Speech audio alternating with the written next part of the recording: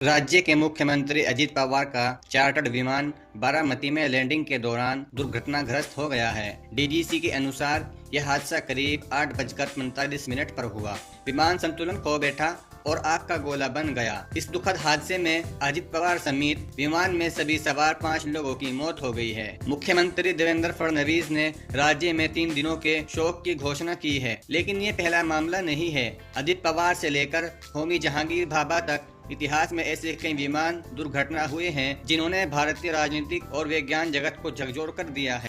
भारत के परमाणु कार्यक्रम की नींव रखने वाले डॉक्टर होमी जहांगीर भाभा सिर्फ एक वैज्ञानिक नहीं बल्कि आधुनिक भारत के निर्माता थे।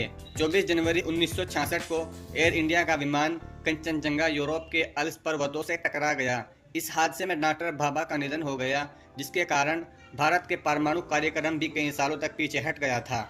इस दुर्घटना ने भारत को विज्ञान क्षेत्र में ऐसा नुकसान दिया जिसकी भरपाई आज तक नहीं हो सकी। ऐसे ही 23 जून 1980 को दिल्ली के सफदरजंग एयरपोर्ट के पास संजय गांधी का निजी विमान दुर्घटनाग्रस्त हो गया। इस हादसे में तत्कालीन प्रधानमंत्री इंदिरा गांधी को गहरा सदमा दिया और देश की राजनीतिक दिशा ही बदल गई। गरीबों और किसानों के मसीहा माने जाने वाले राजशेखर रेड्डी 2 दिसंबर 2009 को उनका हेलीकॉप्टर आंध्र प्रदेश के नल्लामाला के घने जंगलों में लापता हो गया।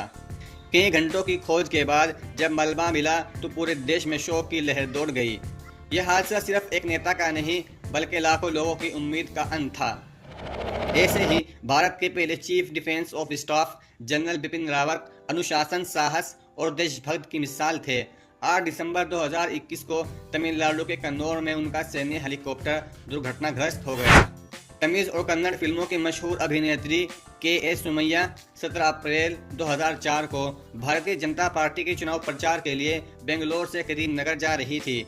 उड़ान भरने के कुछ मिनटों बाद ही उनका 4 सीटों वाला सेस्ना विमान तकनीकी खराबी के कारण दुर्घटनाग्रस्त होकर आग की लपटों में घिर गया। और अब ये कल की ताज़ा घटना। प्रधानमंत्री मोदी से लेकर सभी दलों के नेता ने शोक जताया है। हम सभी के लिए इस प्रकार के जन नेता को खोना